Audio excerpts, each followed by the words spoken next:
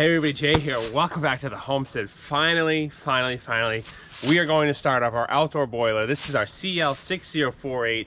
Funny thing is, I got a few comments. Jay, I was watching some old boiler videos from over the years and you had a different flannel on every year. I had a brown one on, a red one on, a blue one on last year.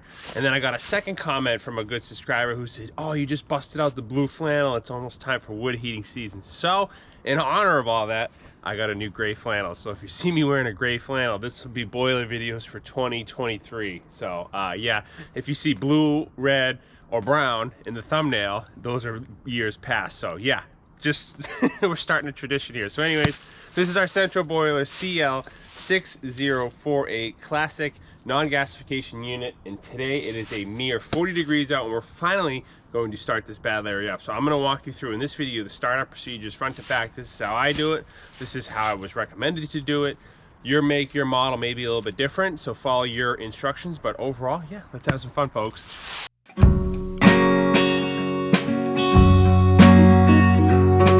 Okay, so first thing right off the bat, what we want to do is we want to open this door and we want to make sure that our pump is not plugged in, and we'll go over that in a second. So our pump is not plugged in and our master switch here on the boiler is actually off.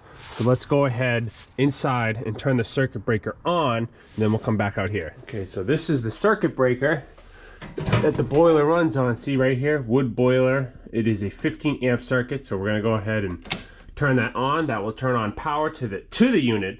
The unit itself is still powered off, but at least we got power going out there. So let's go back out to the unit. Okay, so now we're back out of the unit here. We have power running to it, but again, our master switch is off and our pump is disconnected. What we're gonna do, we're gonna pop the chimney cap off before I forget. That is our special custom made Home Depot bucket just to fit our chimney. Totally just kidding, it's not custom made, it's just a Home Depot bucket.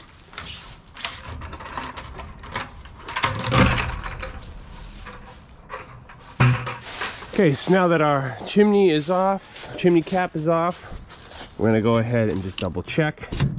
This should be all cleaned out. Yes, cleaned it out last year.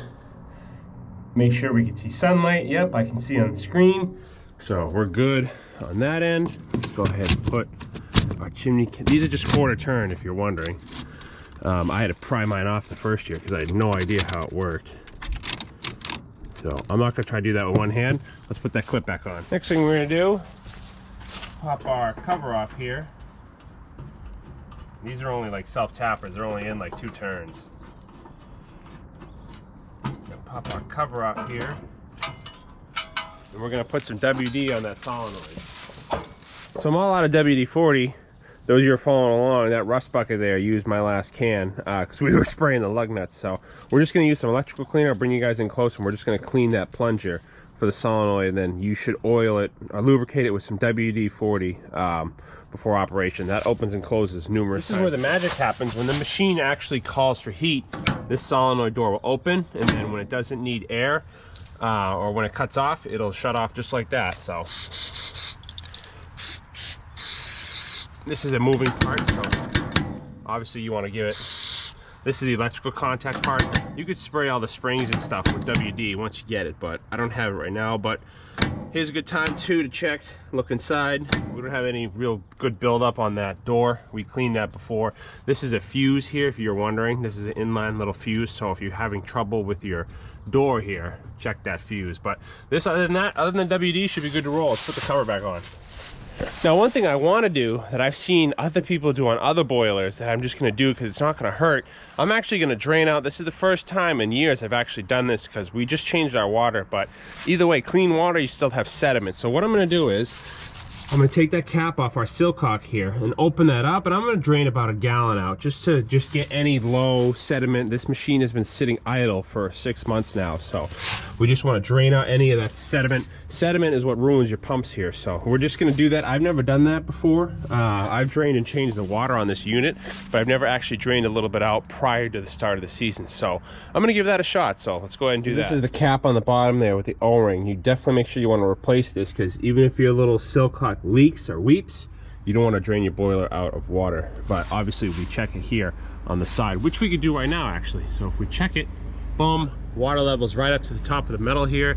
This used to say full right here, but the creosote is a little dirty, so I know it's full of water. When you shut that off, boop, boop, boop, boop, water drips out now. So Let's go over here and we'll just crack this a little bit. You see there's a lot of head pressure, so it doesn't take much.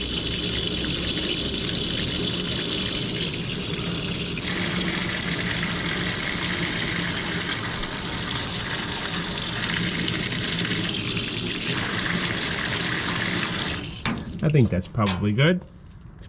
About half a gallon or so. Okay, so we cleaned our damper door, checked our water, removed our chimney cap, drained some water out of the bottom of the unit.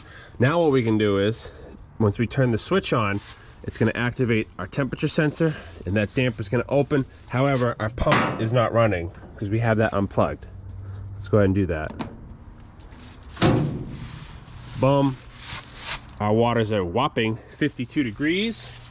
And our damper door, I'm sure you heard, has opened up. So now this unit right now is calling for heat. The water's at 152. We have to get the water to 185. That's where I run it. So what we're gonna do is go over here, set. It's already set at 185. Boom, we're good to roll, okay? So we're gonna leave this door open.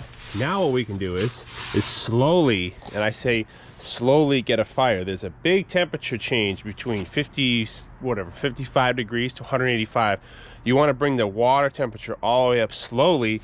And also too, the reason why I don't plug this pump in right away is because you're instantly circulating well, it's not 185, but 55 degree water through the house system, through the heat exchanger, which you don't want to do.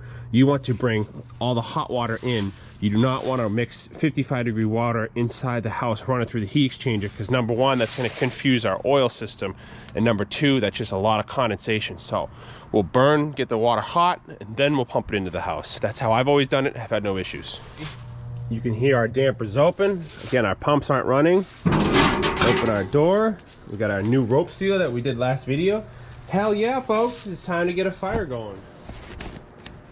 All right, so we just got a wheelbarrow full of kindling. This is all pine cutoffs and pine 2x and stuff like that. So yeah, let's build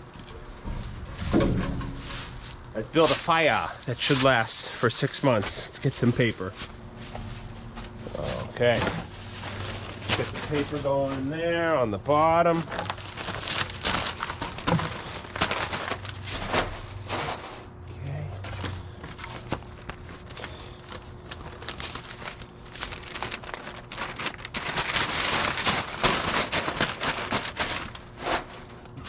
Get some cardboard, some ye old pizza boxes. Nothing wrong with that. And start throwing some pine on. Doesn't have to be pretty, it'll go.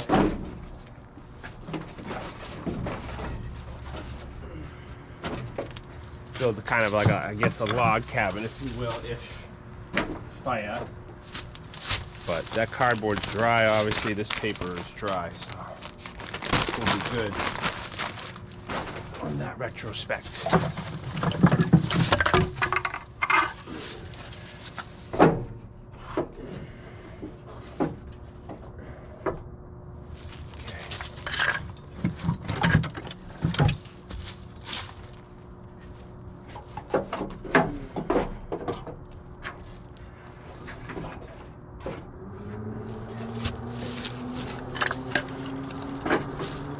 Alright, that's enough to get started.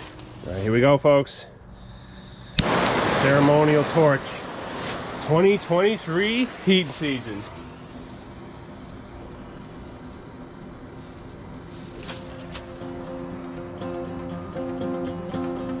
Alright. Officially has begun. Wood boiler season 2023. Here we go.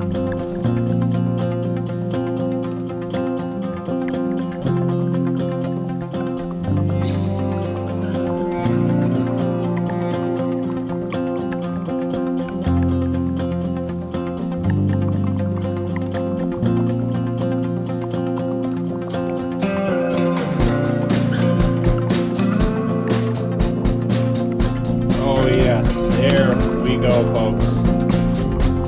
Catching on now.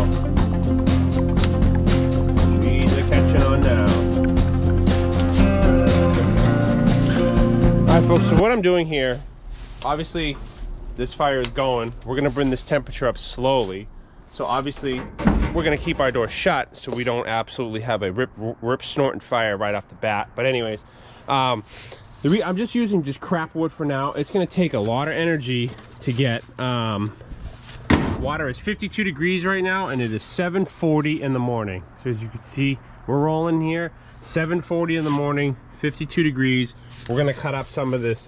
This is just other crap we've had kicking around here, so we're gonna dice that up real quick. We got some small hardwood in there when the time comes. But yeah, slowly you're gonna bring this water up to temperature. So it'll probably take a few hours, but we'll keep track of it. Again, not a huge fire, small fire. Just slowly bring the water up. 52 degrees right now. It's got a long way to go, so we'll keep you guys updated as we go.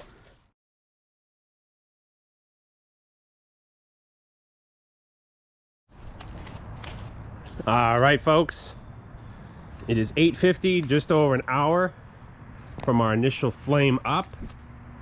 Got some pretty clear smoke. These pine junk is burning good. Temperature's at 111. Oh yes, this thing's making heat. Okay, so let's toss in a few more. Again, slow fire, nothing crazy. See, it's a slow fire.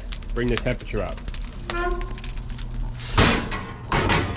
All right, folks, back at the boiler. It's been more than a few hours later. Wife and I actually, it's almost noontime now. Wife and I actually went out to dinner. So anyways, this is our machine. What's the reading at? Our temp's at 190. Ooh, nice and hot. So what we're gonna do is open this valve here. Open this valve here, and then that valve is open already. We are gonna plug this in. Where is it? Yep.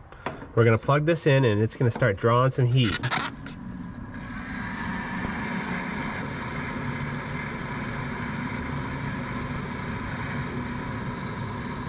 So now what we're doing here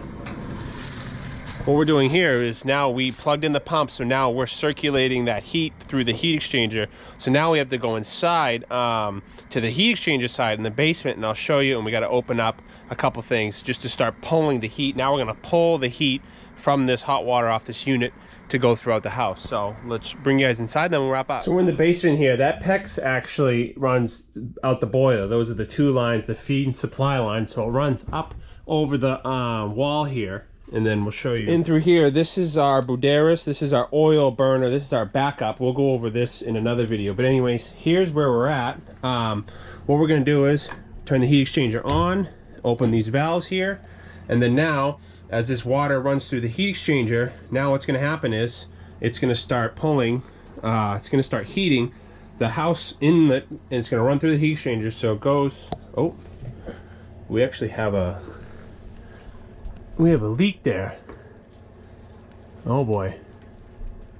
Well, despite the leak that we have, which we'll fix, anyways, the hot water comes in through the boiler, runs through the heat exchanger here, and then it is transferred to the domestic house water here, which pumps throughout the house, as you can see. So yeah, that takes care of that. I'm gonna have to fix that leak, but other than that, that's pretty much how it works. Well, that's all I got for you folks, so I hope you enjoyed. It's officially boiler season, so put below in the comments below if you want to see something specific to this unit. I know I have a huge following on fellow boiler users, so if you want to see something specific, put in the comments below. But other than that, we will be bringing out regular outdoor wood boiler, wood heating videos. So thanks for watching, guys. Let me know what you think. God bless, and like I always say, we will see you guys out in the woods. Oh yes, there we go, folks. She's catching on now. She's a catching on now.